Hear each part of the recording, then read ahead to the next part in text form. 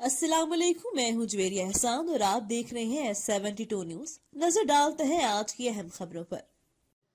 All Pakistan media council तहसील पसरूर में हल्फ बर्दारी की तकरीब सियासी और समाजी रहनुमाओं की शिरकत।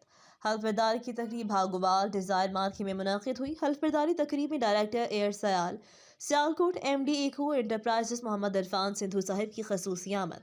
इरफान सिंधु साहिब ने नामुंतखब होने वाले तमाम मुहद्देदारान को मुबारकबाद पेश की। रिपोर्ट करे हैं दरीस अहमद सिंधु। बिस्मिल्लाहिर्रहमानिर्रहीम।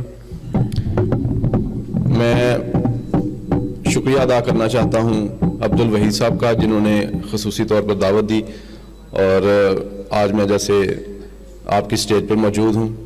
अपनी कंपनी की तरफ से एक्वासिटी एंटरप्राइजेस और अपना इदारा एयर सियाल, उसकी तरफ से भी आप सबका बहुत बहुत शुक्रिया। तमाम मेहमानान गिरामी का शुक्रिया और मैं उनको मुबारकबाद पेश करना चाहूँगा जो आपकी बॉडी जो पसरूर से आज हल्फ बर्दारी की तकरीब है। तो मेरी तरफ से आप सबको खुसूसी मुबारकबाद, शुक्रिया।